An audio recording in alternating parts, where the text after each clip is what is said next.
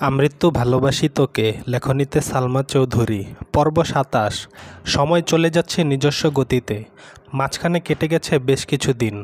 আবিরের ব্যস্ততম দিন কাটছে। এই সপ্তাহে নির্বাচন, তানভীরেরও ব্যস্ততা বেড়েছে ৩ গুণ। নির্বাচনের সময় কাজ এতটাই ব্যস্ত, কখনো রাত ২টা-৩টায় বাসায় ফিরে, কখনো বা ফিরেও না। নিজস্ব বাইক থাকাতে এখন তেমন একটা সমস্যা হচ্ছে না। বাইক কেনার পর বাসায় টুকিটাকি সমস্যা হলেও সব কিছু আবিরই সামলে নিয়েছে। আগামী মাসে ঢাকা বিশ্ববিদ্যালয়ের অ্যাডমিশন টেস্ট, তার কিছুদিন পর মেডিকেল পরীক্ষা। কোচিংয়ের ক্লাস শেষ, এখন শুধু মডেল টেস্ট পরীক্ষা চলছে। 10টা থেকে 12টা পর্যন্ত কোচিংয়ের পরীক্ষা হয়। পরীক্ষার পড়া, জান্নাত আপুর পড়া, তার সাথে নিজস্ব পড়ার চাপ তো রয়েছেই। তবে সব কিছুর মাঝেও আবির ভাই যেন মেঘের সমস্ত পৃথিবী ঘিরে রয়েছে। সকাল আর রাতে ব্যালকনিতে দাঁড়িয়ে আবিরকে দেখা এখন মেঘের অভ্যাসে পরিণত হয়ে গেছে। শুক্রবারটা শুধু ব্যতিক্রম। তবে শুক্রবারে মেঘ নাস্তা খেতে যাওয়ার আগে চুপি চুপি আবির ভাইয়ের দরজা পর্যন্ত এসে আবির ভাইকে দেখে যায়। ধরা পড়ার ভয়ে রুমের ভিতরে ঢুকে না। আজ আবিরের অফিসে মিটিং আছে। রেডি হয়ে কোনো রকমে হালকা নাস্তা করেই বেরিয়ে পড়েছে। প্রথমে বাবার অফিসে কাজ শেষ করতে হবে। 12টায় মিটিং টাইম দিয়েছে। 11টা 50 নাগাদ আবির নিজের অফিসে পৌঁছেছে। রাকিবের পার্সোনাল সমস্যার জন্য এখনও অফিসে আসতে পারেনি। আবির রাকিবকে কল দিয়ে জিজ্ঞেস করছে, কই তুই? আমি কি ওয়েট করব নাকি মিটিং শুরু করব? রাকিব জ্যামে আটকে আছে। ঢাকা শহরের জ্যাম মানে লাগছে তো লাগছেই, শেষ আর হবে না। রাকিব ঠান্ডা স্বরে বলল, তুই শুরু কর, আমি কাছাকাছি আছি, আসতেছি। আবির আর কথা বাড়ায়নি। জাস্ট 12টায় মিটিং শুরু করেছে। 2 মিনিটও হয়নি কথা শুরু করেছে, এর মধ্যে টেবিলে রাখা মোবাইল ফোনে ভাইব্রেশন হচ্ছে। বিরক্তিতে কপাল কুঁচকে ফোনের দিকে তাকাতেই রীতিমতো আশ্চর্য হয়ে গেল। কাঙ্ক্ষিত নাম্বার থেকে অনাকাঙ্ক্ষিত সময়ে কল চলে আসছে। সহসা আবিরের ঠোঁটে হাসি ফুটে উঠেছে। সামনে বসে থাকা স্টাফরাও অবাক চোখে সেই হাসি দেখছে। কারণ এই মানুষটা অফিসে থাকাকালীন ভুল করেও হাসে না। প্রয়োজন ছাড়া কারোর সাথে কোনো কথা বলে না। গোমরামুখ মানুষের হাসি এত সুন্দর হয়, তারা হয়তো সেটা ভেবেই চেয়ে আছে। আবির ফোন হাতে নিয়েছে।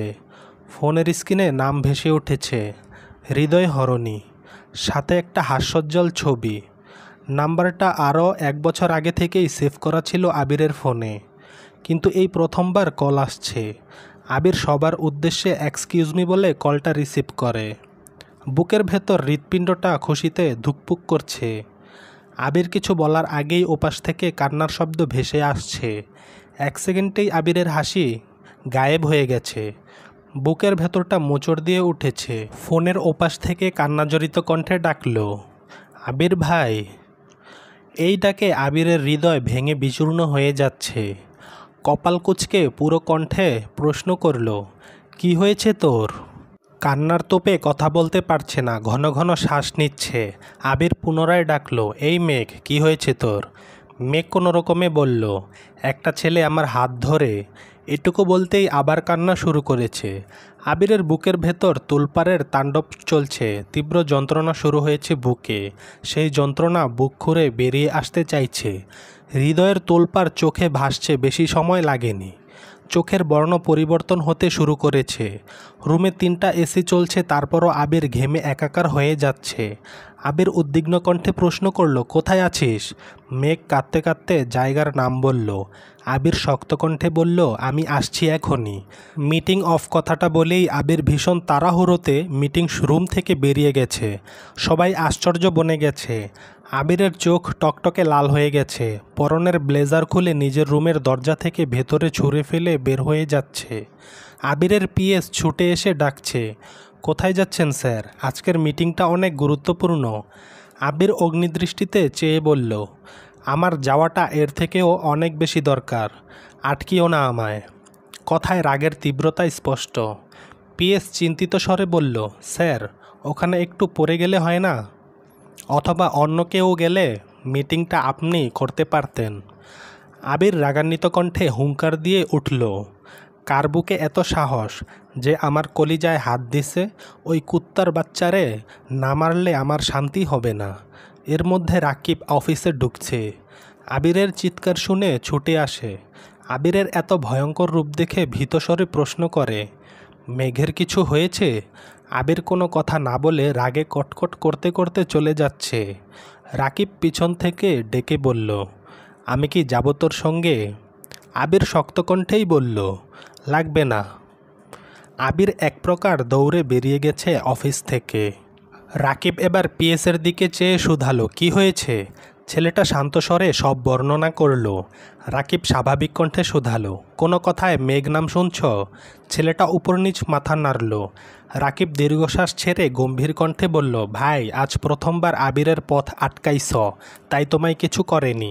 ভবিষ্যতে আর কোনোদিন আবিরকে আটকানোর চেষ্টা করো না, তাহলে ওর সম্পূর্ণ রাগ তোমার উপর ঝাড়বে।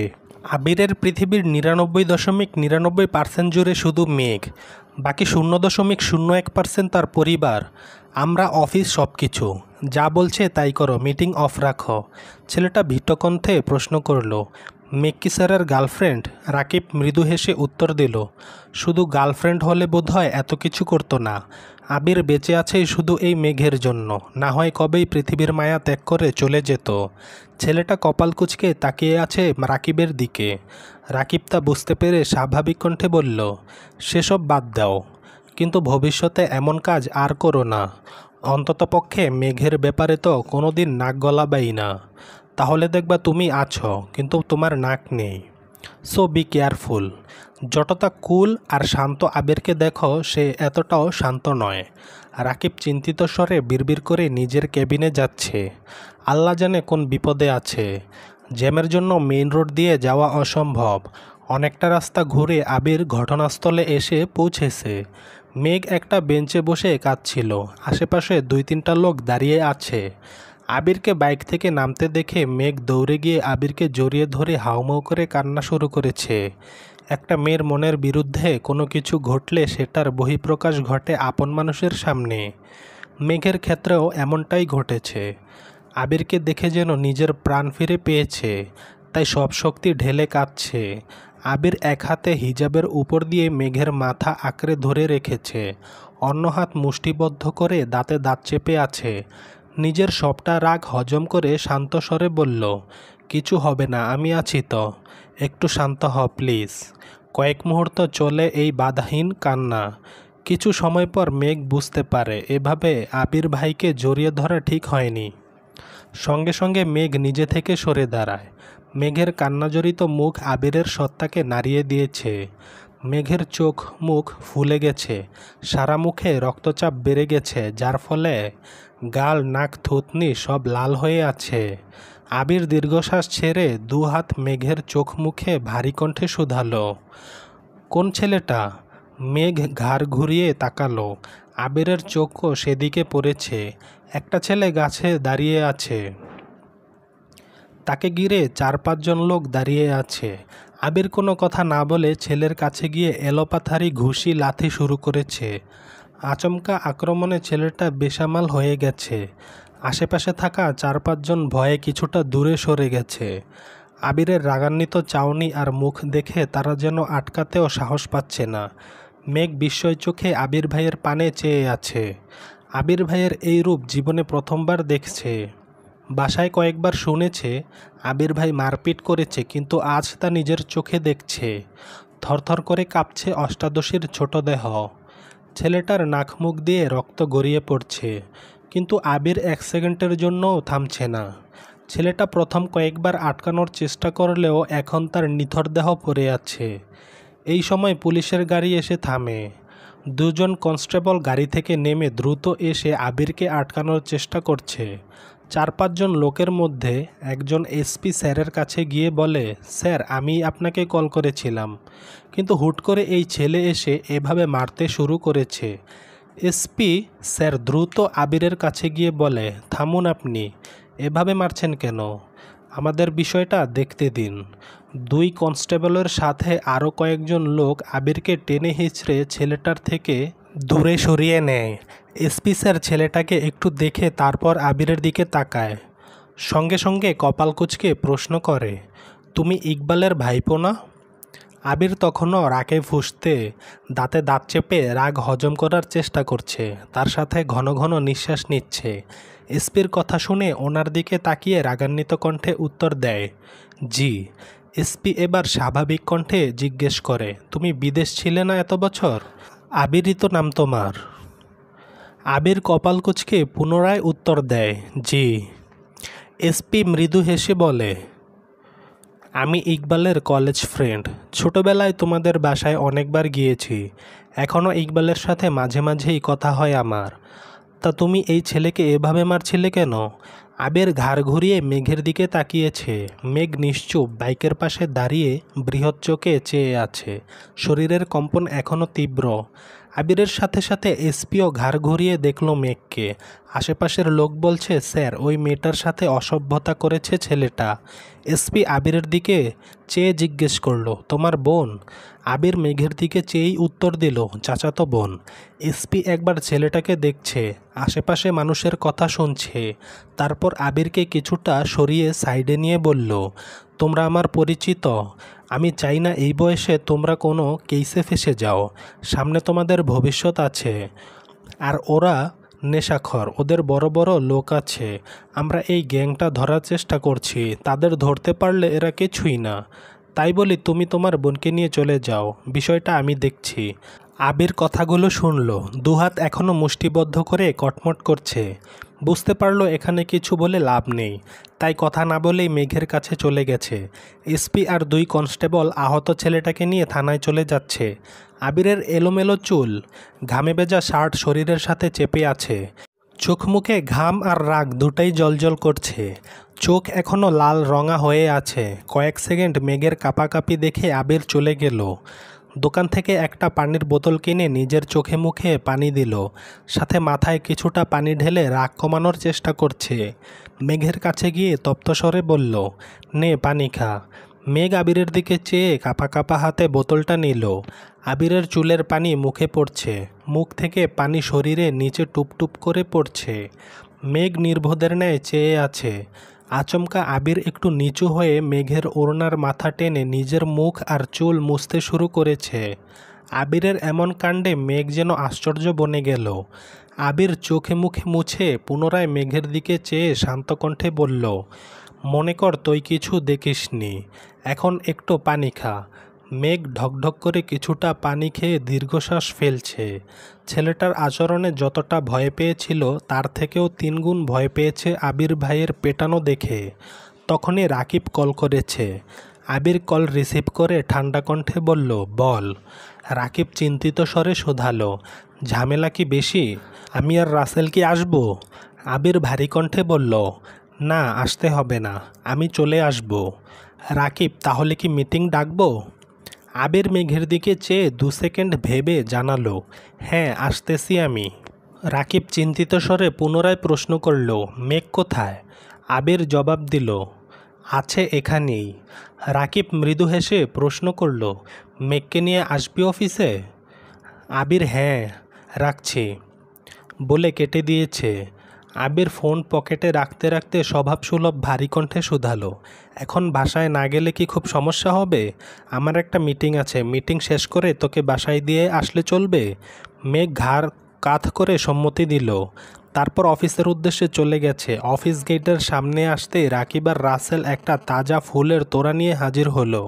মেঘের দিকে চেয়ে তোড়া এগিয়ে দিয়ে হাসি মুখে আবির বলল, ওয়েলকাম ম্যাডাম। মেঘ কপাল কুঁচকে তাকিয়ে বলল, আমি ম্যাডাম হলাম কিভাবে? আমি তো এতটুকু বলতেই আবির থমকে উঠল। যা দিচ্ছে নে, এত কথা বলতে হয় কেন? মেঘ আর কথা বাড়ালো না, চুপচাপ ফুলের তোড়া নিল। তারপর আবিরের পেছন পেছন আবিরের কেবিনে চলে গেল। আবির কেবিনের দরজা আটকে বলল, হিজাব খুলে ওয়াশরুম থেকে ফ্রেশ হয়ে আয়। মেঘ কিছুক্ষণের মধ্যে হাত মুখ ধুয়ে হিজাব খুলে চুল ঠিক করে বেরিয়ে এসেছে। আবির টেবিলের পাশে দাঁড়িয়ে ল্যাপটপে কিছু একটা চেক করছিল।